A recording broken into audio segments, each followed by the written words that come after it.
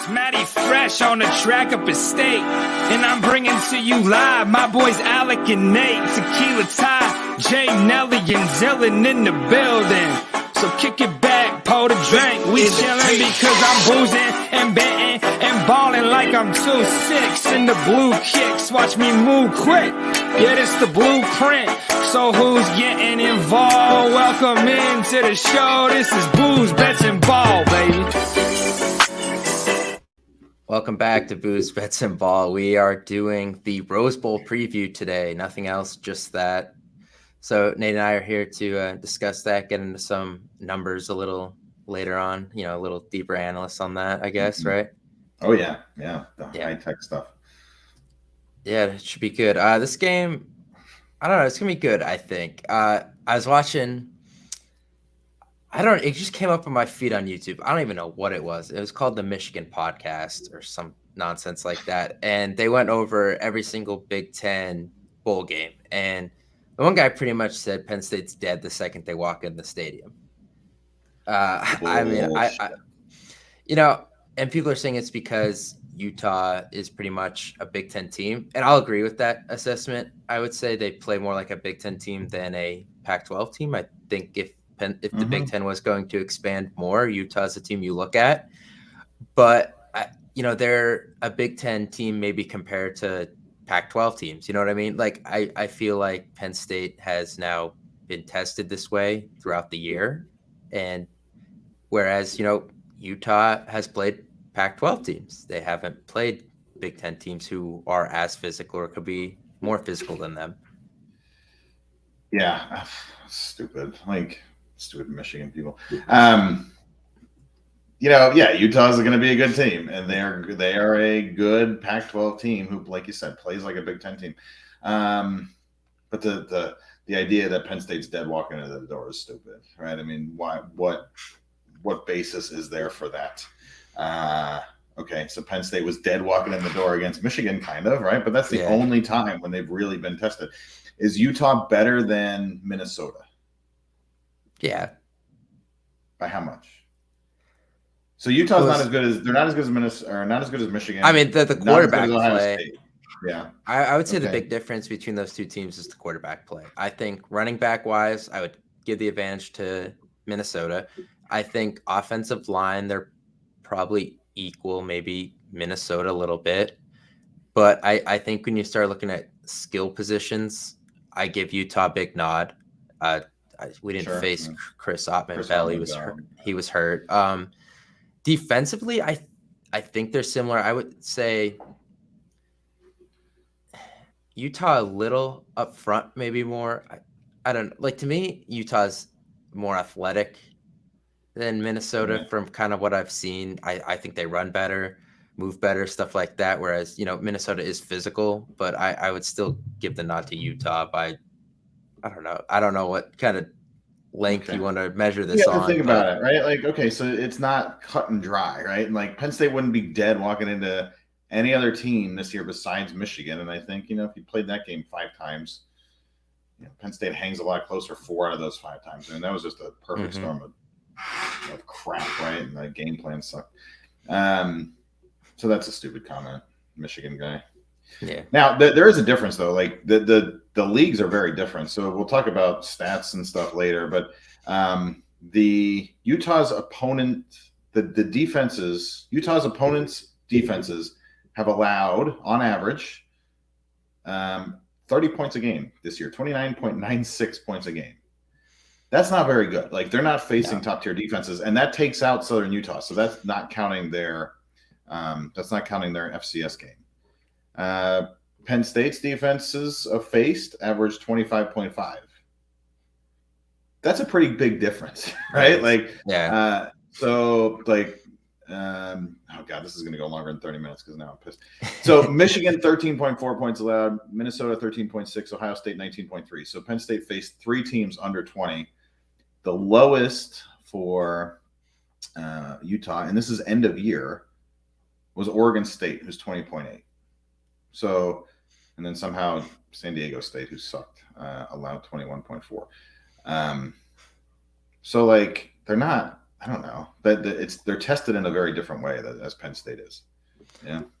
Yeah, I mean, I always thought that Utah puts up really good offensive numbers. Like you just said, I think they score right at 40 points a game. But I always felt like the defense was the better unit on that team just because of, like you said, the defenses they face are not good, but the offenses they face, they face the Heisman They're winner. pretty good, yeah. Yeah, and I know he was kind of banged up, but I mean, outside of the first quarter and a half, like they shut him down. And they've played against DTR, they played against Bo Nix, like they went up against some high level quarterbacks and came out on top. No, they didn't beat Oregon, but they only gave up 20 points. I think they lost 20-17 in that game. So they played Penix too, I believe, right? I think they did. They did not. No, they did not. That's why I thought that sounded weird. But I was just thinking about, there's a lot of good quarterbacks in the Pac-12 actually. But yeah, that's what I felt like. The defense is a lot better on this Utah team, and I think the offense maybe is a little inflated. I agree. So just let's look at the Utah-Oregon game. So, so each team had 3 turnovers. Utah held the ball for 33 and a half minutes, rushed for 156. Oregon rushed for 59, which you would think, right? Like, that's a Big Ten style team, right? Like Utah's defense is holding Oregon. I don't know how many yards they rushed for on the season, but like 60 yards of the game. And then Oregon threw for 287 yards. So 7.8 yards per attempt. So like that's, I guess, I don't know. What did Utah do tremendously well that game? Looks like they ran the ball pretty well and they stopped the run pretty well. Penn State runs the ball pretty well and stops the run pretty well. So, we'll see. Yeah, it's a good match. Go to the slides because now, like, let's talk about this. So, what I do, let me explain this for a brief minute. Go ahead. So, because it's really hard to just look at absolute stats and say what's better, who's better, who's worse, especially when teams play, a wildly disparate group of opponents. We developed what's called the Relative Performance Index, or the RPI. So what this graph shows is for every opponent that Penn State's offense has faced, you get a rating between 0, like a percentage rating. So for example, if the opponent allowed 5 yards per play, but Penn State got 6 yards per play, then they would be whatever that is, like 6/5. So about 120%, give or take. If Penn State only achieved 4 yards per play and the opponent was allowing 5, then it would be a 0.8. So for offense, higher numbers are better. So what this shows is that Penn State offensively does a little bit better than Utah does at outpacing the opponent's defense. Mm-hmm. Right. So Utah is 6% better. Penn State's 12% better. So that's, they're about the same, right? And again, this helps to adjust for some of the opponent differences because the defenses that Utah faced are worse, right? So Utah has to have a higher absolute number to beat the percentage, whereas Penn State probably has to have a lower absolute number. Go to the next one. If you look at the next one, which is scoring offense, I believe. So here's a case where Penn State outscores their opponent average by 50%, and Utah outscores their opponent average by about 26%. Both teams had one stinker game. So the Penn State stinker game where they only scored 50% of expectation was the Northwestern game. So you kind of cut that with a grain of salt a little bit. But outside of that, Penn State scored the opponent average or more in every single game. And that big one up top, that 340%, is Minnesota. Utah had a stinker game, and I don't remember precisely what it is. And then they had 3 other games under 100%. So let's see. So their low one was Oregon, where Oregon's allowing 29 points and they only scored 17. And then they had Washington State and Florida were below average as well. So here, like in both of these, you think that, okay, so adjusting for opponents, Penn State should be slightly favored, or at least they're not going to be worse. They're not dead walking in the door. Right. Mm-hmm. Go to the next one. This defense yards per play. Here's a case again where Penn State again is slightly better. Now lower numbers are better. So if an opponent is expecting 6 yards of play, Penn State gives up less than that. Utah still is good, right? And again here in the Pac-12 offense, where Utah is holding teams to a higher percentage of a bigger number, though. So they're still doing well, but they're not doing as well as Penn State is. And then finally, you go to the defensive scoring bit, which is here, and they're about the same. So Penn State has the shutout against Maryland, which is that 0% there. But Penn State really only had one bad game of allowing much more than the opponent expectation. And that one was, I'm going to venture a guess that was Michigan. Nope, not Michigan. Purdue. So Purdue, Penn State put 31 to Purdue, and they only scored 25.8 a game. And all these are against just FBS opponents. So, and now, the floor, if you will, the top number for Oregon is, a little bit higher. So they have 3 games where they gave up more than the opponent average as well. So you could, conceivably find a blowout game or two in Oregon's, in their history where you're not, the 120% for Penn State's not great, but whatever. So then if you put all this together, then you come up with some prediction about what I expect to happen based on this, right? And on yards per play, so Penn State's offense takes 6.1 yards per play. Utah does better, but again, they're playing against worse opponents, right? So they get 6.5 yards per play, which the opponent the offensive RPI for Penn State is a little bit higher because the defenses they're facing are better. And then Penn State is facing a Utah defense that gives up 5.7 yards per play. The Penn State defense gives up 4.5. So if you put all that together and you average everything out, we would expect Penn State to be much closer to their average, and they should get 6 yards of play. The Utah defense is going to do, or the Utah offense, is expected to do considerably worse than normal, and they should get 5 yards per play. And this is a huge advantage for Penn State. In this case, if you look at it on scoring under the same way, Penn State only allows 18 points a game. So Utah offense is facing that. The Penn State offense is facing the Utah defense that gives up 21.5. And here I have Penn State scoring 29.3 to Utah's 23.7. So I don't know how reliable this is, but I think it's an interesting way to look at stuff. And I firmly believe that Penn State wins this game and that they are being underrated right now because, Utah's doing it against worse defenses. Better offenses, but, I don't know. Penn State's offense is Pac-12 worthy, I would think, right? They're one of the top tier of the Big Ten, at least. So there you go. Yeah, I mean, that was good. I got a lot of that. I will say with Penn State's defense kind of being over the expected points allowed or whatever that the defensive slide was, where Purdue was so high. I mean, 7 of those did come on a pick 6 too. Yeah, and that doesn't, right? That shouldn't count. Right. So, I will say not too bad then. Pretty much played to the average in every game. The only other one that was above 100% was Michigan. So Michigan scores 40.1 a game, and Penn State gave up 41. So I don't know. I still think Penn State's being underrated going into this game. I do too. And, I think what we have to look at is the opt-outs in this game. Thankfully, it's not like last year where I think Penn State had 8 or 9 starters opt out. It was not competitive, really.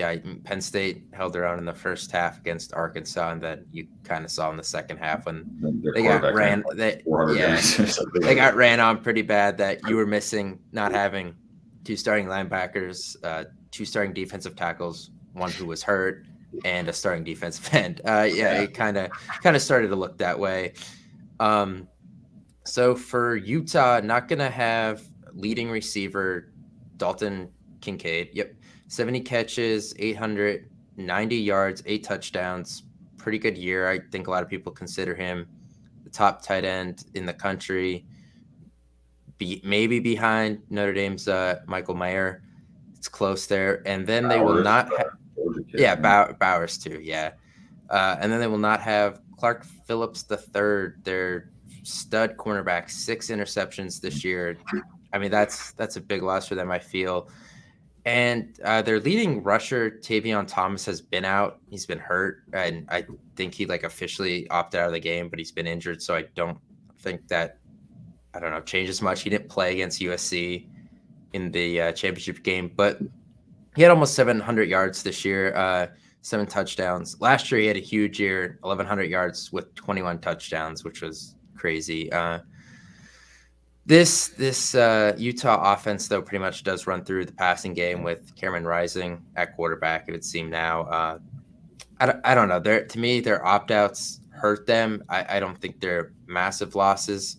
For Penn State, Joey Porter Jr., who hadn't played in a couple games anyway because of his appendix situation, getting that removed, and Parker Washington, who's been out. Also, so both teams not have their leading receiver, don't have their best cornerback. I call that a wash, I guess. So it kind of comes down to, and this is something I mentioned when we did the bold picks, was whose depth do you trust more? I think I trust Penn State's, considering, it's signing day. Penn State brings in a lot more 4- and 5-star recruits. I think the depth shows in games like this. And one thing I won't discount either is it's been, by the time this Rose Bowl's played, it'll be 36 days between games for Penn State.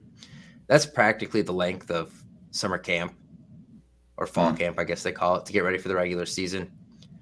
The amount of young players who the light can just come on for them. I'm thinking about like Cam Miller at cornerback, KJ Winston at safety, Caden Saunders at receiver. Like, Penn State can have a lot of young guys that were high-level recruits. Yeah, just have it click. And, we kind of saw with Olio Fashanu in the Outback Bowl last year too. Like, didn't see him all year. He was kind of hurt. Goes through all the bowl practices. And then after one start in a bowl game, people thought he was potentially a first-round pick. And, that projection kind of stuck with him. So I'm looking on just to kind of compare who's losing what, right? On PFF draft big board right now. Number 34, Joey Porter Jr. Allowed 13 catches and 123 yards across 28 targets. That's like a shockingly small number of targets, I guess. No one threw at him. He just did not get thrown at. Yeah. Number 35, which is weird, just because you mentioned him, is Olu Fashanu. But then number 36 is Clark Phillips III from Utah. So like Joey Porter and he are basically neck and neck with each other. And then you have Dalton Kincaid. I just saw him. He was in the 40s. He was 43rd overall, the Utah tight end. And then Parker Washington was 56th. He's 56th on the big board, which is kind of surprising to me, but good for him. Go for it, Bend ISD. So, like, they're basically losing the same exact level of talent, right? So, like you said, I think you got to give the nod to Penn State just because of the depth that they're going to have to fill holes. And, all right, so you lose Joey Porter Jr., who's a first-round draft pick cornerback, but you replace him sort of with Kalen King, who is a future first-round draft pick at cornerback. So, the Utah number 1 receiver is going to get eaten up no matter who plays. Yeah. And, I will say, if we're looking at the quarterbacks missing their top target, Washington was out a couple weeks. Sean Clifford kind of learned to live without him.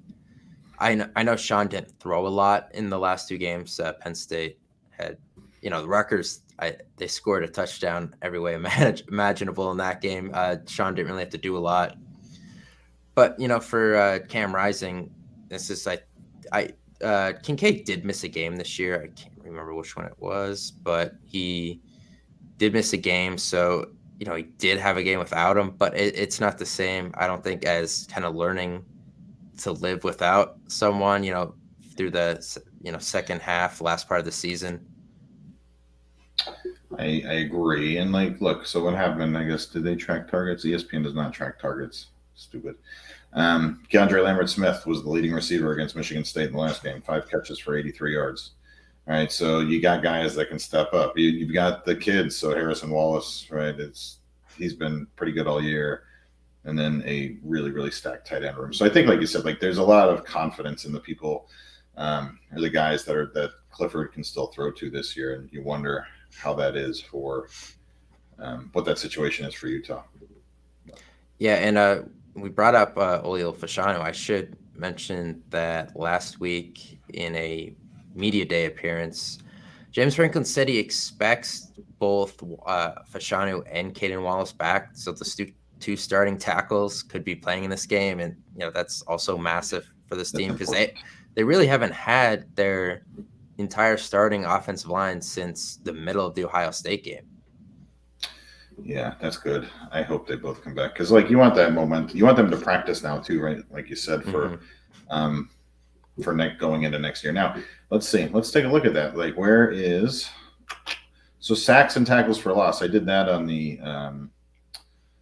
RPI as well. So the Utah defense averages 9.3 sacks plus tackles for loss per game, which is pretty good.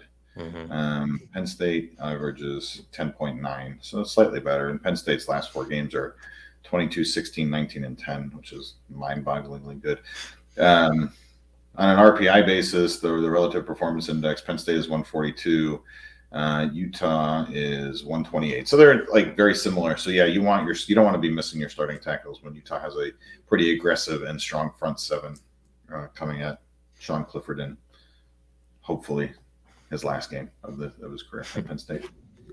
Yeah, I did go over and look at Utah's 247 board because I just wanted to get as much on them as possible. You should post this over there when we're done too. Yeah, I mean, admittedly, the only times I've seen them this year was the Florida game to start the year, and then at the end of the year in the Pac-12 championship.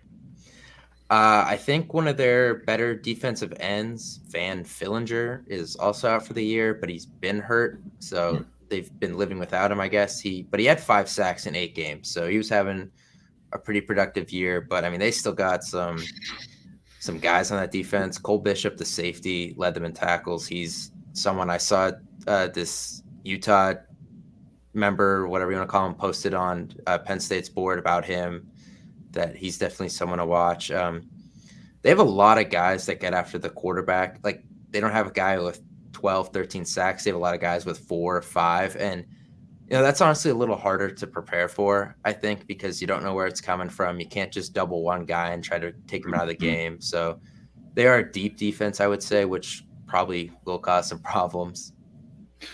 Their top 3 sack getters are Gabe Reed, 5.5, Mohamed Diabate, 5, and then Van Fillinger, like I said, for 5. And then those guys are also the 3 leaders in tackles for loss with 10, 12. Well, 10 and 12 for the first 2. It's interesting. There's not a single guy, like you said. But what is Mohamed Diabate? I hope I'm saying that right.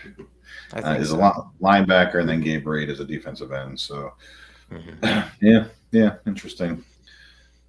Yeah, I did want to talk mostly about Cam Rising because a lot of people kind of compare him to like McSorley. I think in a sense he kind of has that baller mentality to him. Like, not the most physically gifted guy, not the craziest arm talent and all that, but he wants to win. I mean, he did complete almost 67% of his passes this year, almost 3,000 yards. What was its touchdown ratio? I think it was 25-7, which I think Clifford was 22-7 or something like that. So kind of similar there, but he also runs a lot. He had 68 carries, 409 yards, 6 touchdowns. So that's an average of 6 a carry, which is pretty good for a college quarterback. Yeah. Considering, the sacks in college go towards the quarterback's rushing. To average 6 yards a carry is pretty good, I think. Yeah, he is. I only watched a couple of games. I watched like you said, the Florida game. I don't remember much about that, but the second USC game, the Oregon game, and then one other, I don't remember what. But he's definitely a baller, right? And the USC Pac-12 championship game really brought it out. So like, he can be one of these, shining in the biggest moments type guys out there. And I don't know, good for him. Texas transfer from California, right? I'm sure he's got something to prove as, I don't know, a good but also probably fairly unheralded, right? Kind of, or now recruit, right? When he transfers away from Quinn Ewers and some of what else Texas had there. So I don't know. They are a good offense. They did really, really well in the Pac-12 championship game after Caleb Williams got hurt, though, right? Like, if you have a healthy USC offense that can move the ball, Utah loses that game, right? Like, I think. Yeah, I mean, it's definitely closer. I don't think it's the ending blowout that it became. I think it goes down the wire a little more. Probably goes either way at that point. But yeah, I feel like, Rising, is this his last college game? Probably not. He has eligibility. He's only listed as a junior. He has eligibility remaining. But I think after last year, the way they lost the Rose Bowl to Ohio State in a crazy shootout, to be back here, it's a little personal for a lot of those guys, and I think especially him. So I would think with the fact that they don't have their leading rusher from the season, he is going to take off a lot more. They might design more runs for him, considering it is the last game of the year, and while they don't need a season-ending injury that would impact next year, if he gets banged up a little bit, it's kind of like, okay, whatever. Mm-hmm. So I think Penn State does need to be mindful of Rising taking off and the planned runs, because I definitely could see that in this game. Yeah. So in the tough games, right? Like, let's see, Florida, the first game of the season, he ran 7 times for 91 yards with a long of 29, which is pretty good. Oregon State, which was another tough game. Well, that was their best defense faced, right? Besides Florida, he ran 7 for 73. USC first game 11 for 60. UCLA 13 for 59. So I mean, in what should be the tougher games of the season against what should be some of the tougher defenses, he pulls and runs a lot, it looks like. So I wonder if that's just scrambles. I can't imagine so many design runs, right? But him getting out of the pocket, making something happen, like you said, very McSorley-esque. Passing, he only had one real stinker game. That was against Oregon. 0 touchdowns, 3 picks. But otherwise, he has spread the rest of his 7 picks around in 1 per game in 4 games. So, and then against USC, 22 for 34, 310, and 3 touchdowns. So, man, yeah, we'll see what happens here. But yeah, and another thing with his, the possibility of him running is if it's a 3rd and short, and it's usually a play he's looking for Dalton Kincaid, and he realizes his safety valve isn't there, he's probably going to take off. So I do think it is important for Penn State to keep a spy on him. I prefer it not really be Abdul Carter, because I'd rather him be going at Rising in the backfield, but obviously Carter is athletic enough to do so. Jacobs also is. So that's pretty much the thing to me, is I think this game for Utah comes down to if Rising balls out or not. I really do, because I feel like with their losses on offense, he kind of needs to carry them this game. So I think that's kind of what I'm looking at. And that's another thing too. You can talk about, you can talk about how Big Ten like they are. But Penn State is a really good defense that is a Big Ten defense, but also fairly athletic, right? They have a lot more speed at the linebacker position, I think, than you would normally expect in a traditional Big Ten defense. The secondary is fantastic, right? And as long as everybody's playing on the defensive line, you're in good shape, right? I don't know. This is going to be the best defense that Utah has faced all year, and I don't think it's particularly close. So, yeah. I don't know. Coming back to that, how you started this thing, what a stupid comment. I know. I think this game's close either way. I think Michigan's going to get there. If Michigan makes a championship game, I think they're dead as soon as they step on the field with Georgia too. Yeah, I think everyone is. But yeah, I mean, I know what you're saying. I bring up Rising, and I thought maybe it was his last game, and maybe he is draft eligible, so maybe it is. But it also is Sean Clifford's last game. Yeah. And I'm not going to discredit the fact that, we haven't seen Sean run a lot this year as we have in years past. Maybe the staff feels point more of frustration a little bit, right? In some too, yeah. But there was times maybe where he could have taken off and didn't, and instead looked downfield, and maybe that is trying to make the bigger play, you know what I mean? Get the pass play going, which the staff has probably made an emphasis on over the last year. But I could see, him, he's going to go balls to the wall too. He's going to want to go out, win in the Rose Bowl. And I could see him, lowering the helmet, trying to get the first down a couple more times, and just making a couple more plays, being a little more physical in the run game like we saw in 2019 and 2020. I think we could see some retro Clifford, in that aspect, because I can probably tell you he wants to win this game too and shut up some people. I agree. I hope anyway. And yeah, his highest rushing output this year is 75 yards against Michigan with the It was one play though, pretty much. Yeah. Right. And besides that, 35 is the highest, right? But like, I don't know, the whiteout game, 295, 4 touchdowns, 1 pick. He balled out there. His last home game against Michigan State, who sucks. 19 for 24, 202, 4 TDs. He comes to play in big games. Like the one exception this year, I guess, is Michigan 7-19, 120. No picks, though, for as bad as that was. And then the 3 picks against Ohio State, which,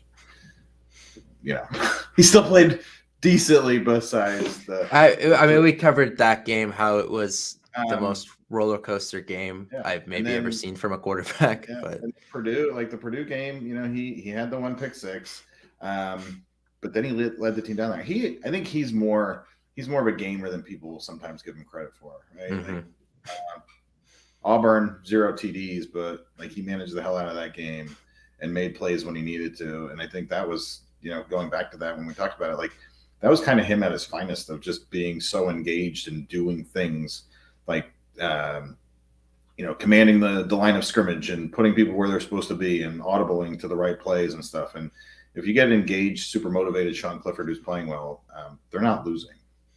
Yeah. Yeah. And you bring up that Auburn game. He takes the absolute lick on the first drive of that game, gets right back up. They do the failed QB sneak, which play call was probably bad. But then the next drive after they're down 3-0, he comes right back up, hits Tinsley down the sideline on that big pass play. They score, and they never look back. And I think just the way he responded to that hit and then them not getting the 4th down conversion, everyone else around him kind of rallied. The entire team, not just the offense, played better. And, yeah, to your point, there is something to that where if he shows up and, plays that baller mentality, the rest of the team will too. Yeah. How many times has he been blown out in his career? Just kind of the Michigan, right, this year. Yeah, Just I mean, that's I don't know that Iowa game in 2020. He didn't even start that game or whatever that was. So I don't know. Not. But it's almost never, right? Like right. He tends, for better or worse, to play somewhat to the level of the competition, right? Like in some of the Central Michigan this year, maybe he's not always there. But it seems like the whole team loses a little bit of focus in games like that too, coaching staff probably included. So this is not a game where they are going to lack focus. James Franklin, the staff, the team, like the people that have been the players that have been there for 4 or 5 or 6 years, all want a name bowl like this on their resume, and I think they're going to get it. And I wish I would. So do I, but I'll be back in Tampa, so I'm kind of getting deja vu from last year because I was there at the same time for the Outback Bowl. So, Cam Rising, 250 yards on 15 carries confirmed. That is what you're telling me. God, I hope not. I don't know. I will say that Rising is like the player I am 100%. I feel like he wins or loses this game either way. Like I don't know. I don't know why. He's not going to lose it for them. He's had one bad game this year, right? Like, yeah.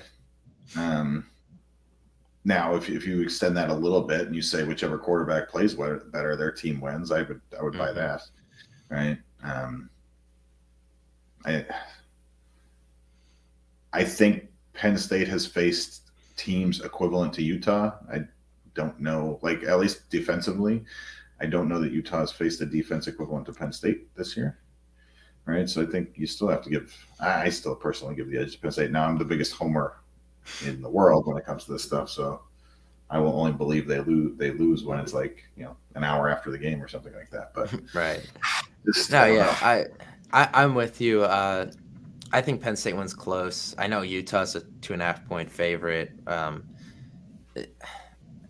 I think Penn State wins by 4 or 5. Honestly, I think it's one score. I think maybe they get a stop at the end of the game to hold on. I think it's going to go back and forth for most of the game. I don't see one team like getting ahead and then working their way back in. One thing I did read was about Utah was they kind of start slow. I think they kind of got some Michigan in them in a sense. So I do think it is important for Penn State to try to get out to an early lead, though. Yeah, and if that's how it's going to be, that we all know what Michigan does. So that's a good point. That's how it was in the Pac-12 championship game. I mean, I think a quarter into the game, I thought they were toast. And I forget if it was 73 or something like that, but USC looked like they were just going to run away with it.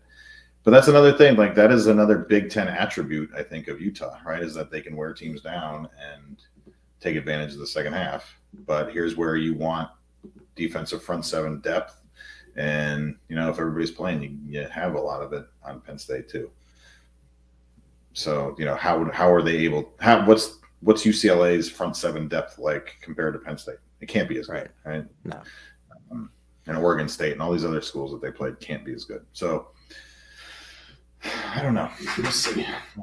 We will see. I wouldn't say I'm overly confident in any way, but I do think Penn State comes out on top. I think there's a lot of factors that lean towards them.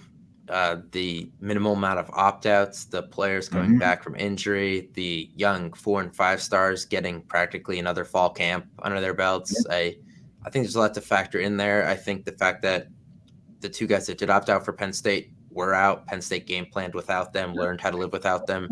Whereas, Utah's kind of their first go round without some of these guys. I do think those are factors that and highly, highly impactful people, right? At least yes. Cade is, a linchpin of their offense, and for him to be out is a big issue. Yeah. So to me, those are differences that make me lean towards Penn State. Same. We mentioned Nicholas Singleton and Katron Allen precisely 0 times. So that's I mean, they're going to do things. Right. I know we haven't, but it's kind of the point where I don't know if we have to anymore. I think people know what they are at this point. It just means the Penn State running game in general, right? Like, we didn't even talk about that. That is going to be a huge dictate in what happens to this game too. Yeah, it is, because Utah gives up 107 rushing yards a game. I think it's an average of 3.8 per carry. They give up just around 1 rushing touchdown a game, which is pretty good, especially when you face Caleb Williams and DTR and Bo Nix, who like to run. I mean, they count towards those numbers, obviously. So they do a good job there in the run game. So I do think Penn State does need to try to run the ball and run outside the tackles. Penn State, I think, has finally learned they could do that with Nick Singleton, and they could throw to Nick Singleton. Yeah. And I think without Parker Washington, Mike Yurcich, the offensive coordinator, realizes that Allen and Singleton maybe are his best 2 playmakers. I'll give the tight ends, Strange and Johnson, a nod there as well. But I think he knows that when he puts the ball in those 2 guys' hands, the majority of the time it's going to end well for him. So I do think we'll see more screens, more of those swing passes, stuff like that, jet sweeps. So that's stuff I'm looking forward to. Maybe a couple times or something. Yeah. I hope they're both on the field at the same time sometimes, and it's not an AT formation, right? Something slightly different. I mean, that could definitely be something that they work on throughout these 36 days away. So I do think that's a possibility. One of them could definitely go in the slot, because Parker Washington was playing the slot. Maybe they start lining up one of them there, try to get some mismatches. Who knows? But I do think that's possible. Very good. Okay. All right. So that's it was good talk. That's gonna do it for this. I'm gonna be back in a couple of days, I think, because Jay Nelly wants to give his playoff and New Year's 6 bets. So I'm gonna do a short little video with him, get them out here. So we'll see you then. Have a great